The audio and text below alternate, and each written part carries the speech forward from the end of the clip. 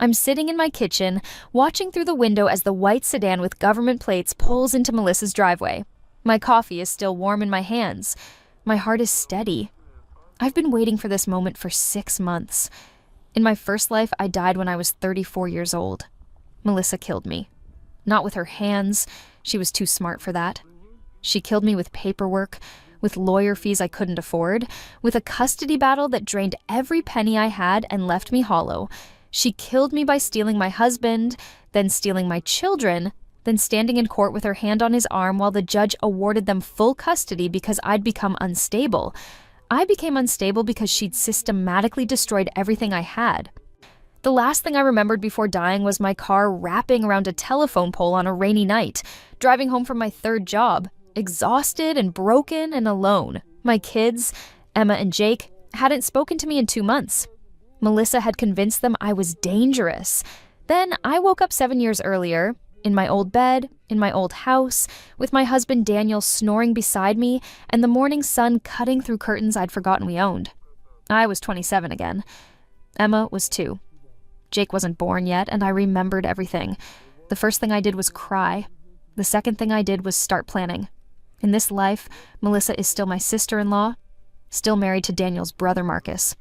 She's still beautiful, still charming, still the kind of woman who makes people feel special when she talks to them. She still volunteers at church and hosts book club and makes the best fucking lemon bars anyone's ever tasted. And she's still a sociopath. In my first life, it started small. A comment here, a suggestion there. Daniel works so hard, you should really make sure dinner's ready when he gets home. I saw Emma's teacher today. She mentioned Emma's been acting out. Are things okay at home? Little poisonous seeds planted in everyone's minds that I was failing. Then it escalated. She started inviting Daniel to family events without me. Oh, I thought you knew. It was just a small thing, didn't want to bother you. She bought Emma and Jake expensive presents, making my budget-conscious gifts look shabby. She offered to babysit, then told Daniel I'd seemed overwhelmed when I dropped them off. The affair started when Jake was 3. I didn't find out until a year later, when I came home early from work and found them in my bed. Melissa didn't even look ashamed. She just smiled at me with those perfect white teeth and said, "Don't be dramatic, Claire. This is what's best for everyone." Marcus divorced her 6 months later when he found out, but by then, she'd already sunk her claws so deep into Daniel that he chose her over me. They fought me for custody together. They had money. Marcus's divorce settlement had been generous to get her out fast. And they had character witnesses. Everyone loved Melissa. No one believed me when I said she'd orchestrated the whole thing. I lost my kids piece by piece. First weekends, then weeks, then everything. The last time I saw Emma, she was 9 years old, and she told me she hated me and never wanted to see me again. Melissa had coached her. I know because in this life, I've seen how Melissa operates. I've had 7 years to watch her, to plan, to prepare, and I've been so patient. In this life, I changed everything I could change while keeping Melissa on the same path. I documented everything. I saw a therapist from day one. Not because I needed it, but because I needed a paper trail showing I was stable, proactive, mentally healthy. I joined Emma's PTA. I took parenting classes. I kept meticulous records of everything. And when Daniel started spending more time at Marcus and Melissa's house, when I saw the signs of the affair beginning, I divorced him first. I filed on a Tuesday morning with evidence I'd gathered over months. Text messages, receipts from hotels, photos I'd hired a private investigator to take. I asked for full custody. Primary residence, child support. I had a lawyer this time, a good one, paid for with money I'd saved from a job I'd started the day I woke up in this timeline. Daniel was blindsided. So was Melissa. The divorce was brutal, but I won. I got the house. I got the kids. I got child support that actually covered their needs. And I watched Melissa's face at the courthouse when the judge read the ruling. She wasn't smiling anymore. Marcus divorced her anyway. I'd made sure he got an anonymous tip about the affair. She tried to sink her claws into Daniel after that, but he was broke and bitter, and I'd salted that earth thoroughly. They dated for a year before he realized she was using him and left. Melissa was alone for the first time in her life. No husband, no money, no picture-perfect family, but she had kids. Oh, 2 boys, Tyler and Brendan. From her marriage to Marcus, Marcus got primary custody, but she got them every other week, just enough to maintain the image of being a devoted mother. She needed that image. It was all she had left. That's when I made my move. It was 3 years ago, at a family barbecue I'd hosted. I'd been civil to Melissa since the divorce. Polite, even. I never badmouthed her to the kids. I took the high road so thoroughly, I paved it with gold. She was complaining to me about how hard it was to manage Tyler's education. He was bright, but struggling in public school. The teachers didn't understand him. He needed more individualized attention. I'm actually homeschooling Emma and Jake, I said, like it was no big deal. Which it wasn't. I'd been doing it for a year by then, and they were thriving. Her eyes lit up. Really? How is it? Amazing, flexible. The kids learn at their own pace. Emma's already working 2 grades ahead in math. I watched her process that, watched her see the angle. I've thought about homeschooling, she said slowly, but I don't know if I could handle the curriculum planning alone. I took a sip of my lemonade. It's a lot of work, but so rewarding. Maybe... She tilted her head, gave me that smile that used to make me trust her. Maybe we could do it together. Homeschool our kids together, pool resources, share the teaching load. I pretended to think about it. That's an interesting idea. It would be good for the kids, she pressed. Cousins learning together, and it would be easier on both of us. Let me think about it, I said.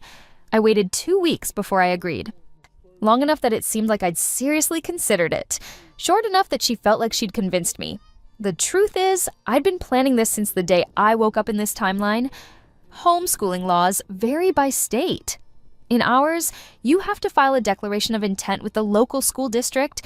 You have to maintain attendance records, keep samples of work, and submit annual assessments showing educational progress.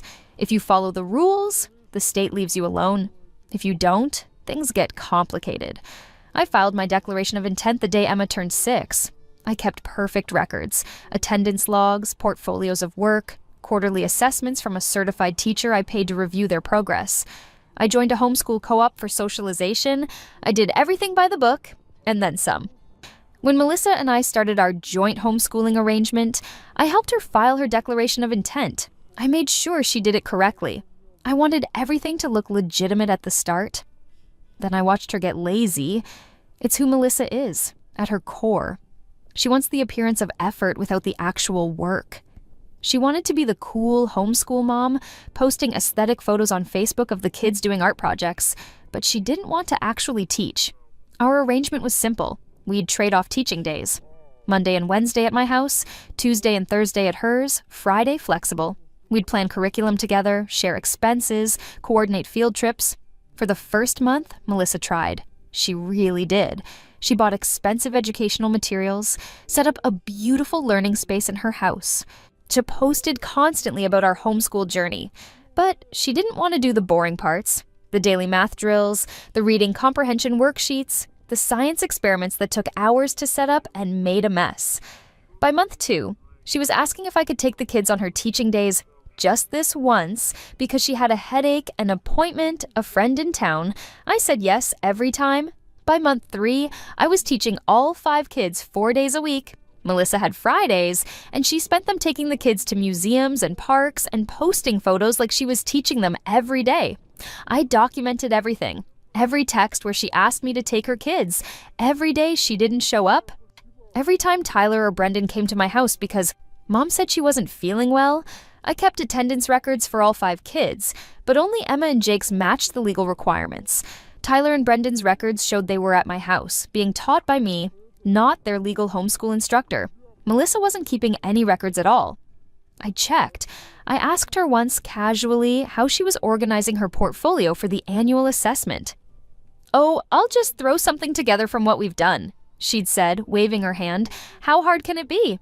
She had no idea that the assessment required specific documentation, work samples covering every subject, attendance logs with dates and hours, a written evaluation from a qualified teacher. She had none of it. Meanwhile, I was building my case. I joined every homeschool Facebook group in our area. I became friendly with the woman who handled homeschool compliance for our school district, a sweet lady named Patricia who took her job seriously. I mentioned to Patricia in passing how wonderful it was that homeschooling gave kids individualized attention, how important it was to follow the guidelines so the state knew kids were actually learning. Some people think they can just coast, Patricia said, shaking her head, but the rules exist for a reason. Kids deserve real education. Absolutely, I agreed.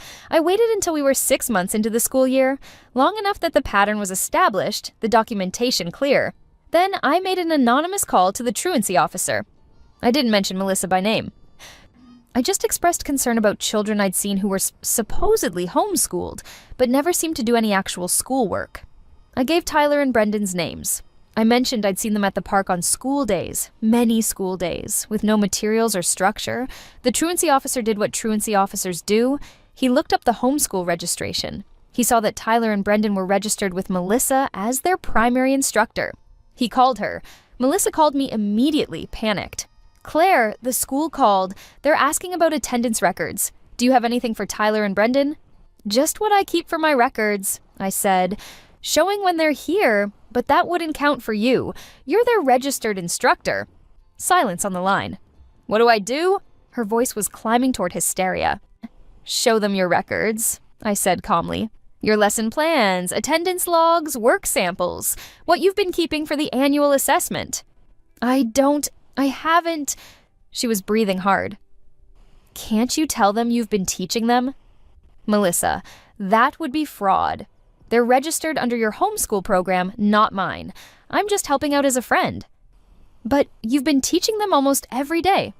"Because you kept asking me to, but legally you're their instructor. You're responsible for the documentation." I could hear her crying. In my first life, those tears would have made me cave, made me help her, made me take responsibility for her failures. Not anymore. "I'm sorry," I said, and hung up. The truancy investigation moved fast. Melissa couldn't produce records because she didn't have them. She tried to say I was teaching the kids, but I had documentation showing I was running my own separate homeschool program for Emma and Jake. Completely compliant, completely legal. I even had texts from Melissa acknowledging that she was their primary instructor and I was helping out when she needed a break. The truancy officer referred the case to CPS. That's where things got interesting. CPS doesn't mess around with educational neglect. They opened a full investigation, they interviewed the kids, they interviewed me, they interviewed Melissa. Tyler and Brendan, sweet kids that they are, told the truth. Mom didn't really teach them. Aunt Claire did most of the lessons. Mom took them to fun places, but they didn't do much regular schoolwork. The CPS worker who interviewed me was thorough. She looked at my records. Perfect attendance. So I detailed lesson plans, work portfolios that showed clear educational progress. "And you've been teaching Tyler and Brendan too?" she asked. "Informally," I said, "as a favor to their mother, but she's their registered homeschool instructor. I'm not qualified to be their primary teacher. I only have the legal authority to teach my own children." "Why were you teaching them so often?" I hesitated, played it perfectly. "Melissa's had a hard time since her divorce. I was trying to help, but I made it clear the responsibility was still hers." I showed her the texts. Months of Melissa asking me to take the kids, me saying yes, but reminding her she needed to keep her own records. The CPS worker's face was unreadable, but I could see her taking notes. The investigation took 3 weeks. During that time, Melissa called me 17 times. I didn't answer. She showed up at my house twice. I told her calmly that I couldn't discuss an ongoing investigation. She tried to turn it around on me. She told people I'd sabotaged her, that I'd agreed to teach her kids and then reported her. But I had receipts, literally. Every text, every email, every conversation documented. The homeschool community that Melissa had performed for on Facebook turned on her fast. They took homeschooling seriously, and what she'd done, registering for homeschool but not actually teaching, made them all look bad. Patricia from the school district was particularly angry. "People like her are why homeschoolers get a bad reputation," she said at a co-op meeting. "We follow the rules so our kids get real education." She just wanted to look like a good mom on social media. The final CPS report came back last week. Educational neglect, failure to provide appropriate instruction. They didn't remove Tyler and Brendan from Melissa's custody. Marcus had primary custody anyway. But they did revoke her homeschool registration and mandated the boys return to traditional school. Melissa was also put on a child welfare monitoring list. Any future CPS calls would be flagged with this history.